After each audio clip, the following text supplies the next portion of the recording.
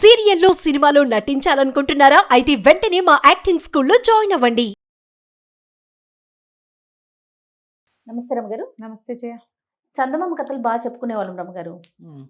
నాకేమో ముఖ్యంగా చందమామ కథలు కానీ, విక్రమ బేతాళ ఇలాంటివి జంతువుల కథలు ఎక్కువ ఇష్టపడతా. పిల్లలకి చెప్తానికి బాగుంటుంది. అందులో ఒక మోరల్ ఉంటుంది. పిల్లలు ఎక్కువగా దానికి అంటే అట్రాక్ట్ అవుతారు కదా. వీటితో పాటు మనుషులు కూడా చాలా చాలా మంచి మంచి చిట్టి చిట్టి కథలు, అమాయకపు భార్యలని, భర్తలని, మనుషులని, దయ్యాలు, భూతాలు చాలా చెప్పుకున్నాం కదా. వాటిలో ఏదైనా ఒక కథ చెప్పండి. ఒక అమాయకుడు కథ చెప్తా. ఓకే. పూర్వం ఒక పల్లెటూరులో ఒక అవ్వ మనవడు ఉండేవాళ్ళు. మనవడు చూపులకు రూపసే కానీ కొంచెం అమాయకుడు వాడు. పిల్లాడు కొంచెం పెరిగాడు. 14, 16, 18, 20 అట్ట వచ్చినాయి. ఊళ్ళో వాళ్ళందరూ అబ్బా కుర్రాడు తయారయ్యాడు చౌగ్గా, ఇంక పెళ్లి చేసుకోవాలరా, ఇంక నువ్వు పెళ్లి చేసుకోవాలరా అనేవాళ్ళు. పెళ్ళెప్పుడు రా కుర్రాడా అనేవాళ్ళు. అంటుంటే వీడికి అవును నాకు పెళ్ళెప్పుడు, వాళ్ళకి పెళ్ళైంది, వీళ్ళకి పెళ్ళైంది, అవన్నీ పెళ్ళిళ్ళు గుర్తొచ్చేవి వాడికి. వాడికి రోజు మా అమ్మ అన్న పెళ్ళెప్పుడు చేస్తావే అని బామ్మని అడిగేవాడు. ఆవిడేమది ఒరే పైసాకి ఠికానా లేదు, నీ పెళ్ళెందుకురా నా బొందకి అనేది. ఒక 4 సార్లు 6 సార్లు అయ్యాక వాళ్ళ ఊళ్ళో ఏదో డామ్ డీమని పెళ్ళయింది. కోపం వచ్చేసింది. వాడికి పెళ్ళయింది, నాకు అబద్ధ పెళ్ళి, నన్ను ఎప్పటి నుంచో అడుగుతున్నారు. వాడిని పోయి అడిగాడు, ఎరా ఎందుకురా పెళ్లి చేసుకున్నావు అంటే ఊళ్ళో వాళ్ళందరూ చేసుకో అన్నారు, అందుకని చేసుకున్నానన్న. ఊళ్ళో వాళ్ళు ఈ మధ్య మొదలు పెట్టారు వాడిని పెళ్లి చేసుకోమని, నన్ను ఏనాటి నుంచో అంటున్నారు. మామూలుగా చూడు 12, 14 ఉన్న పిల్లలు కూడా పల్లెటూళ్ళల్లో అడిగేవి, మనడా పెళ్ళెప్పుడురా, పిల్లాడు కొంచెం కాలు సాగితే చాలు అదే ప్రశ్న. ఆడపిల్లలు కూడా అలాగే అడిగేవాళ్ళు. పాతకాల ప్రశ్నలు ఇప్పుడు ఎవరు అడుగుతున్నారు? 30 ఏళ్ళ వాళ్ళని కూడా పెళ్ళి అడగలేము మనం. పెళ్ళెప్పుడు అనగానే వాళ్ళు ఇంత ఎత్తున ఎగిరి మన మీద పడతారు. అవును. సరే వాడికి అయిపోయింది, వాడు అందుకు చేసుకుంటే నేను ఎందుకు చేసుకోకూడదని నా బామ్మ దగ్గర అడిగాడు. అనేసరికల్లా ఆవిడ గట్టిగా తీరుకొని ఆ బామ్మ ఏమంది, 1 రూపాయి సంపాదిస్తున్నావా? రూపాయి కాదు అది పైసా సంపాదిస్తున్నావా? పైసా కూడా లేదు నీ దగ్గర సంపాదన, ఎందుకురా నీకు పెళ్ళి అంది.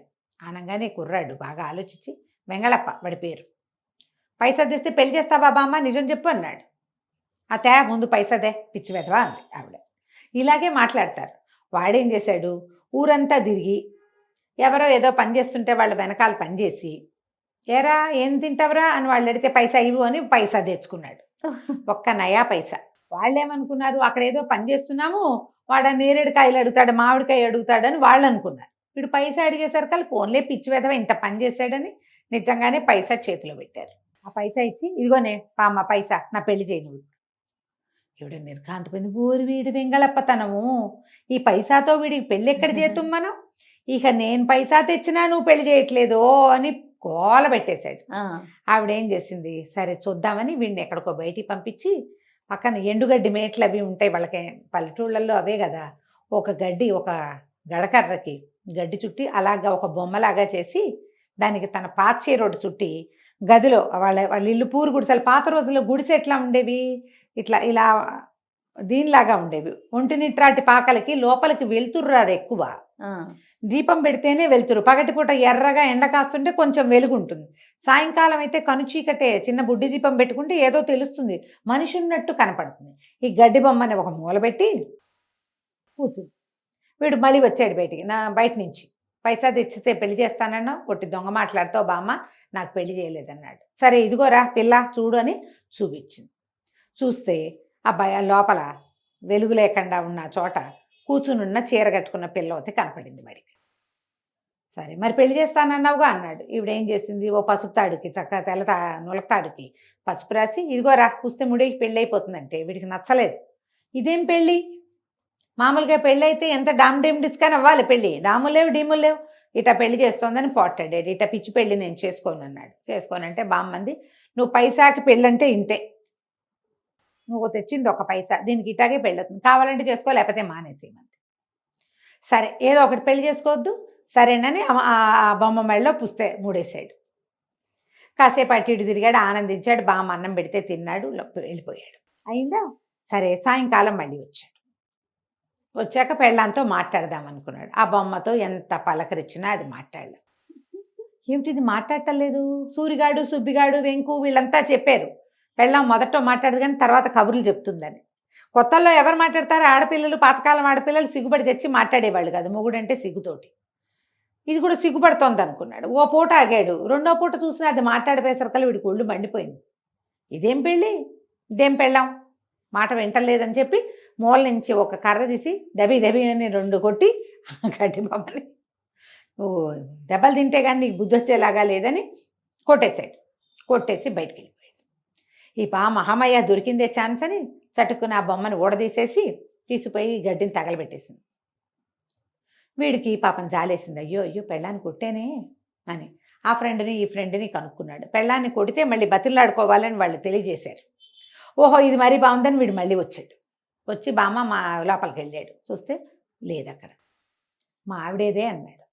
అనేసరికల్లా నువ్వు కొట్టావు కదా, అది ఇంకా కూర్చుంటుందా, వాళ్ళ ఇంటికి పోయింది, వదిలేరా అది మనకే అంది. అనగానే వీడు ఎవరెవరా, నేను పైసా సంపాదించి పెళ్లి చేసుకుంటే వద్దంటావా? నువ్వు వద్దంటే ఏటా, వాళ్ళ ఇల్లు ఎక్కడో చెప్పు, నేను వెళ్ళి తీసుకొచ్చుకుంటాను అని మొదలుపెట్టాడు. ఇక వాడా పాట మానలా. ఓ పూట 2 పూటలు టలాయించింది బామ్మ. వాడెక్కడ ఆగుతాడు? వాడు ఆగటం లేదు. వాడికి పెళ్ళం కావాలి ఇప్పుడు అర్జెంటుగా. సరే వీడు బాగా ఆలోచించి ఆ పై ఊళ్ళోకి వెళ్ళరా, ఏ ఇల్లు నేస్తున్నారో ఆ ఇల్లే వాళ్ళదని చెప్పింది. ఈ వెంగళప్ప ముందు ఒక ఊరు వెళ్ళాడు. ఆ ఊళ్ళో ఎక్కడ నేయట్లేదు ఇల్లు. ఇప్పుడు ఇల్లు నేసే ఊరు కావాలి మనకి. పై ఊళ్ళో అంటే ఏ పై ఊళ్ళోనో, ఏ పై ఊరే అన్నాడు. ఆ పై ఊరు అంటుంది బామ్మ. అది ఈ పైన ఆ పైన 5-6 పైనలు ఉన్నాయి, ఏ పైనో తెలియదు. వీడు ఒక్కో ఊరు తిరగటం మొదలుపెట్టాడు. ఈ తీరా వాడు ఒక 4 ఊళ్ళు తిరిగాక ఒక ఊళ్ళో ఇల్లంతా పీకి కింద పెట్టి ఇల్లు నేసుకుంటున్నారు వాళ్ళు, పెంకులు నేస్తున్నారు. అమ్మయ్య ఇదే మన అత్తవారిల్లు అని తెలుసుకున్నాడు వీడు. గబగబా వాళ్ళ ఇంట్లోకి వెళ్ళాడు. వీడు చక్కగా బలమైన పిల్లాడు, ఎత్తుగా ఉన్నాడు, ముక్కు మూతి బాగానే ఉండి తింగరాడు అంతే. వాడు గబగబా లోపలికి వెళ్ళి మా ఆవిడేది అని కేకలు పెట్టాడు. ఆ ఇల్లంతా ఓడబెక్కుని కింద పెట్టుకున్నారు. అన్నీ గోడలే కదా ఉంటాయి, ఇంట్లో అందరు తెరిపిగా మనుషులు తిరుగుతున్నారు. వాళ్ళు తెలవారు, ఎవరబ్బాయి నువ్వు అన్నారు.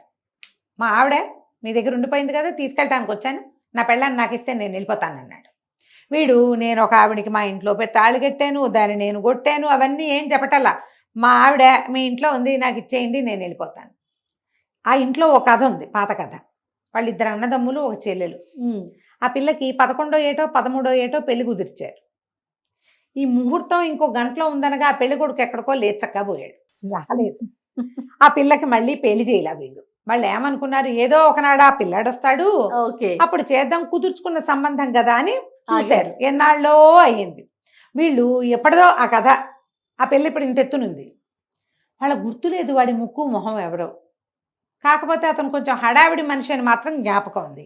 ఈ వచ్చిన వాడు ఉన్నదే హడావిడి. అదే ఓహో వీడే కాబోలు మన పాత పెళ్లి కొడుకు అనుకుని, రాబోయ్ బాబా ఎన్నాళ్ళకి వచ్చావు, రారా అని చెప్పేసి తీసుకుపోయారు ఇంట్లోకి. ఆ సగం వేసిన ఇంట్లోనే ఓ పక్కన కూర్చోబెట్టారు. చెల్లెల్ని లోపల నుంచి తీసుకొచ్చారు. ఇదిగో మీ ఆవిడ అన్నారు. చూస్తే చక్కగా చెయ్యెత్తు, ముక్కు మూతి బాగానే ఉంది. వీడికి గుర్తురాలా, చీకట్లో చూసాం, అది ఇదేనో లేదో వాడికి గుర్తులేదు. చీర కట్టుకుంది కామన్ అంతే. వాళ్ళు ఏమన్నారు, సరే వాళ్ళ ఏదో సగంలో ఆగిపోయింది కదా, పసుపు తాడు ఏదో ముడే ఇచ్చేద్దాం గుళ్ళో అని మా పద్ధతి ప్రకారం గుళ్ళో ముడే ఇస్తామన్నారు.